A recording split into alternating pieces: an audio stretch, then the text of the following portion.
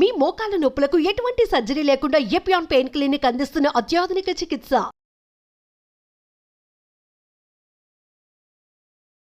Welcome to Suman TV. నేను మీ నవీన్. ప్రస్తుతం నేను బేగంపేటలోని కిమ్ సన్షైన్ హాస్పిటల్లో ఉన్నాను. మనతో ఉన్నారు robotic knee replacement surgeon doctor Kushal గారు. హాయ్ సార్, నమస్తే అండి. నమస్తే. Hi Naveen sir. Thanks sir, మీ బిజీ షెడ్యూల్లో కూడా మాకు టైం ఇచ్చినందుకు. మై ప్లెజర్ అండి. ఇప్పుడు పేషెంట్స్కి జనాలకి ఒక అవేర్నెస్ క్రియేట్ చేయడానికి we have to create that time. So that's important. నా డౌట్ ఏంటంటే, పర్సనల్ డౌట్, మన బాడీలో మొత్తం 206 206 బోన్స్ ఉంటే మోకాళ్ళు మాత్రం ఎందుకు అరుగుతా ఉన్నాయి సార్? అట్లేం లేదు. మోకాలు ఎందుకంటే మోకాలు కామన్, నీ పెయిన్స్ అవి కామన్ అనమాట. నీ జాయింట్ అంటే ఒక వెయిట్ బేరింగ్ జాయింట్, అంటే మొత్తం మన బాడీ వెయిట్ ఆ నీస్ పైన అండ్ ఫుట్ పైన పడుతుంది. అదే మీరు ఫింగర్స్ తీసుకోండి, బాడీ వెయిట్ ఇక్కడ ఏం పడట్లేదు. ఓకే, సో కామనాలిటీ తక్కువ, బట్ రిస్ట్ ఈ ఫింగర్ పెయిన్ కూడా మీకు ఎక్కువ కండిషన్స్ లో వస్తుంటది. ఇప్పుడు రుమటాయిడ్ ఆర్థరైటిస్ అని విని ఉంటారు. రుమటాయిడ్ ఆర్థరైటిస్ కీలవాతం. సో దీంట్లో most common joint pain is small joint pain అంటాం. ఈ సీజన్ లో ఎక్కువ, ఈ సీజన్ లో yes, that's right. సో అంటే సీజనల్ కాదు, బట్ వింటర్ సీజన్ లో టెంపరేచర్స్ తగ్గితే బోన్ జాయింట్స్ అండ్ మసిల్స్ ఇవన్నీ పెయిన్స్ కొంచెం పెరుగుతాయి. ఓకే, దాని కారణాలు మల్టిపుల్ ఉన్నాయి. ఎగ్జాక్ట్ రీజన్ ఇంకా ఎవరికి తెలీదు, బట్ సమ్ థియరీస్ అంటే ఏంటి, కోల్డ్ వెదర్ లో ఆ జాయింట్స్ దగ్గర బ్లడ్ సప్లై తక్కువ ఉంటుంది. బ్లడ్ సప్లై తక్కువ ఉంటే అక్కడ ఆక్సిజన్ క్యారింగ్ కెపాసిటీ కూడా తగ్గిపోతుంది. సో దేర్ ఫోర్ అక్కడ పెయిన్ పెరిగిపోతుంది. సో ఇది ఒకటి. అట్లా many reasons are there. Stiffness, mobility, మనం we don't use the knees much in the winter. So stiffness వల్ల ఇంకా పెయిన్ పెరిగిపోతుంది. డిహైడ్రేషన్ ఒకటి, సో ఎక్కువ వాటర్ తాగము, సో అదొకటి. సో ఇలా చాలా రీజన్స్ ఉన్నాయి ఎందుకు జాయింట్ పెయిన్స్ వింటర్ లో పెరుగుతాయి, బట్ ఎగ్జాక్ట్ రీజన్ ఎవరికి తెలియదు. అండ్ నీ జాయింట్స్ గురించి అయితే ఇది ఆన్సర్. ఎందుకు అరిగిపోతా ఉన్నాయి సార్? అరగడం మళ్ళీ దాంట్లో 4-5 కాజెస్ ఉన్నాయి. ఫస్ట్ ఈజ్ ఫ్యామిలియల్, అంటే జెనెటిక్, అంటే విత్ ఏజ్ కొంతమందికి ఫ్యామిలీస్ లో ఇది కామన్. ఓకే, సో సపోజ్ మీకు పేరెంట్స్ కి, అంకుల్ ఆంటీస్, గ్రాండ్ పేరెంట్స్ కి అట్లా ఆర్థరైటిస్ టెండెన్సీ ఉంటే మీకు వచ్చేస్తుంది అది. ఓకే, డైరెక్ట్ రిలేషన్ ఉండదు, మళ్ళీ కంపల్సరీ కాదు, బట్ ఒక ఛాన్సెస్ హై ఉంటాయి. దాంట్లో after 50s, okay, second decade of life లో అంటాము, ఆ సెకండ్ డెకేడ్ ఆఫ్ లైఫ్ లో ఈ ఛాన్స్ పెరుగుతుంది. So it's like a degeneration.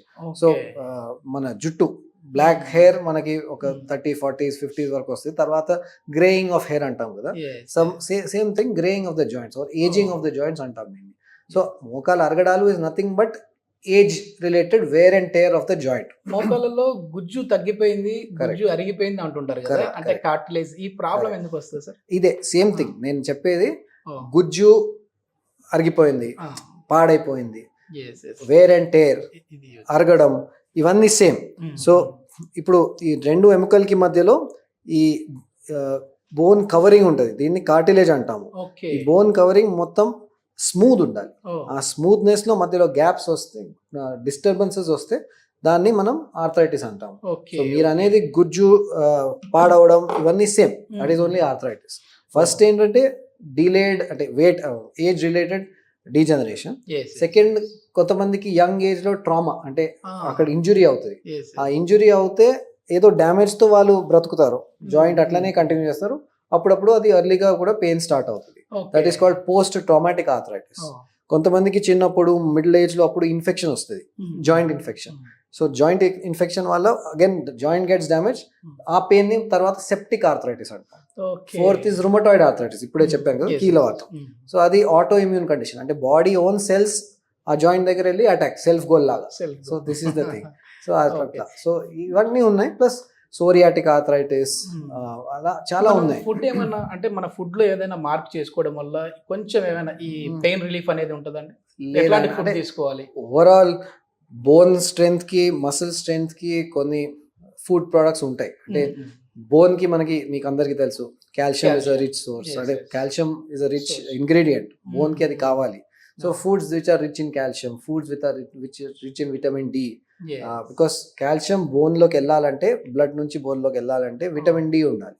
ఆ విటమిన్ డి ఎక్కడ నుంచి వస్తుంది? సన్లైట్ ఎక్స్పోజర్, బేసిక్ అది. అది ఎక్కువ మందికి తెలియదు, ఎక్కడ ఉంది కార్పొరేట్ కల్చర్ లో తెలియదు.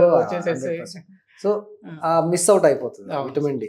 సో సప్లిమెంట్ లాగా తీసుకోవాల్సి వస్తుంది. Yes, yes. ప్లస్ న్యాచురల్ అంటే ఫుడ్ లో ఇప్పుడు వెజిటేరియన్ డయట్ ఉంది, నేను వెజిటేరియన్, నా Oh, విటమిన్ డి చూస్తే vegetarian ఆ? హారబుల్ ఉంటుంది. Okay. ఎందుకంటే విటమిన్ డి నాన్ వెజ్ లో, అది కూడా ఫిష్ కన్సంప్షన్ వాళ్ళు ఎవరికి ఎక్కువ ఉంటుంది, వాళ్ళలో విటమిన్ డి కొంచెం నార్మలైజ్డ్ ఉంటుంది. Normal. అదర్వైజ్ ఇప్పుడు milk, Mm. Eggs, milk products, ఇవన్నీ Mm. పనీర్, యోగర్ట్, ఇవన్నీ సోర్సెస్ లో ఉంటుంది. Okay. తర్వాత ఈ ఫిష్, కార్డ్ లివర్, అట్లా Oh, అయితే some నాన్ వెజ్ non-veg. తినే వాళ్ళు ఫిష్ Lucky, మాత్రం lucky. బాగా ఎక్కువ తినాలి. విటమిన్ డి కావాలి. విటమిన్ డి కావాలంటే. అంతే. So these okay. are- ఒకప్పుడు 60+ ఉన్న వాళ్ళలో ఈ నీ పెయిన్ చూసేవాళ్ళం సార్. ఇప్పుడు ఏంటంటే 30 వరకు, అంటే మాలాంటి వాళ్ళకి కూడా అట్లా స్టెప్స్ ఎక్కుతా ఉంటే మోకాలు నొప్పులు అంటా ఉన్నారు. అంటే No ఈ doubt. ఏజ్ ఎందుకంటే అంటే దాంట్లో- ఉన్నది ఇప్పుడు ఇట్లా. రెండు ఉన్నాయి sir. Not always knee pain అంటే మోకాలు అరగడం అని కాదు. అప్పుడప్పుడు స్ట్రెయిన్ అవుతే, అలవాటు లేని యాక్టివిటీ చేస్తే నీ పెయిన్ స్టార్ట్ అవుతుంది. Okay. So that you reversible, completely reversible. Oh. So ఈ యంగ్ ఏజ్ లో ఇట్స్ నాట్ ఆల్వేస్ ఆర్థరైటిస్. కానీ మీరు అడిగేది కరెక్ట్. అంటే యంగ్ ఏజ్ లో కూడా ఈ నీ ఈ- పెయిన్ ఈ వస్తా ఎక్కువ ఉంటుంది. ఉన్నాయి. దాన్ని యంగ్ ఆర్థరైటిస్ అంటాం. So Oh. Arthritis in young 40s లోనే చూస్తున్నాం.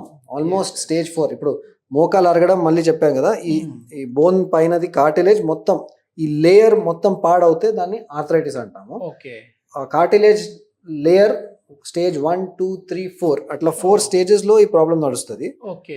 It takes few years to transition from stage 1 to stage 4. కానీ అది 60s లో 50s లో అవుతే కూడా పర్వాలేదు. కొంతమందికి 30s 40s లోనే స్టార్ట్ అవుతుంది. ఆ స్టేజ్ లో మరి there are some ways to slow down the progress. దాన్ని ఆ ప్రొసీజర్స్ కూడా ఉంటున్నాయి దానికి. దాన్ని Okay. ఆస్టియోటమీ అని ఒక పేరు ఉంటుంది. ఓకే. సో మీరు చూసి ఉంటారు, కొంతమందికి కొద్దిమందికి లెగ్స్ వాపు యాంగిల్ మొత్తం బోర్డ్ ఉంటుంది, బో లెగ్స్ ఉంటాయి. So Yes, yes. చాలా మందికి బో లెగ్స్ ఉంటుంది. వాపుగా వచ్చి ఉంటది బోన్. కరెక్ట్. సో బో లెగ్స్ అనేది ఒక ఫిజియోలాజికల్ నార్మల్ కండిషన్. ఆ బో లెగ్స్ తో పాటు పెయిన్ స్టార్ట్ అవుతాయి యంగ్ ఏజ్ లో. డెఫినెట్లీ అది చూపించాలి. ఎందుకంటే యాంగిల్ కరెక్షన్ చేసి ప్రొసీజర్ చేస్తే తొందరగా వేర్ అవుట్ అవ్వదు. లేకపోతే 30-40s లోనే మనకి సర్జరీ, నీ రీప్లేస్మెంట్ కి వెళ్ళాల్సింది వస్తుంది. నీ రీప్లేస్మెంట్ సీరియస్ తీసుకోవాలి సార్. అంటే ఇప్పుడు మేము నార్మల్ గానే ఇది నార్మల్ నీ పెయిన్, సాధారణ మోకాలు నొప్పి అని మేము ఎప్పుడు అనుకోవాలి? లేదు ఇది డాక్టర్ దగ్గరికి వెళ్తే గానీ దీనికి క్యూర్ అవ్వదు అనేది అంటే చూడండి, ఏదో ఇంజురీ అయింది, ఆ ఇంజురీ తర్వాత మీకు నొప్పి స్టార్ట్ అయింది, ఓకే, తగిలింది ఎక్కడో, ఆ నొప్పి ఒక 1 to 2 weeks లో తగ్గిపోతుంది. ఓకే. దాని గురించి భయపడాల్సింది కారణం. But without any reason pain start అవుతుంది. ఎస్పెషలీ మీరు స్టెప్స్ ఎక్కేటప్పుడు, దిగేటప్పుడు, కింద ఎక్కువసేపు కూర్చొని లేసేటప్పుడు, వాకింగ్ లో మీకు even half an hour to 1 hour walking చేస్తే స్టార్ట్ అవుతాయి. అది ఎర్లీ సైన్స్ అన్నమాట. So that to without any injury. అలాంటి సిచ్యువేషన్ లో లైట్ గా తీసుకోకూడదు. ఇప్పుడు ఇట్లా కింద కూర్చొని లేచినా కూడా కరెక్ట్ టక్ టక్ అని సౌండ్ వస్తా ఉంటుంది. అదేంటంటే దాన్ని సీరియస్ తీసుకోవాలి, లేదు, తీసుకోకూడదు? సౌండ్ రావడం ఓకే సార్, దాంట్లో పెద్దగా ఏం లేదు. అంటే sound is called crepitus. Okay. ఆ క్రెపిటస్ ఏంటంటే జాయింట్ అంటే ఒక ఫ్లూయిడ్, ఆ ఫ్లూయిడ్ లో కొన్ని బబుల్స్ ఉంటాయి. జస్ట్ ఆ బబుల్స్ బర్స్టింగ్ తో ఆ సౌండ్ వస్తుంది. అది పెద్దగా నథింగ్ టు వరీ. దాంట్లో 2 ఉంటాయి, పెయిన్లెస్ ఉంటుంది, పెయిన్ఫుల్ ఉంటుంది. So Okay. Painless sounds are okay. But మీకు టక్ టక్ మన ఏదో పెయిన్ఫుల్ గా ఉంటే then definitely that is not the normal crepitus. Yes. అదేదో వేరే ప్రాబ్లం ఉంటే you have to get it check. Yes. Thank you, sir. చాలా మంచి ఇన్ఫర్మేషన్. Okay, thank you.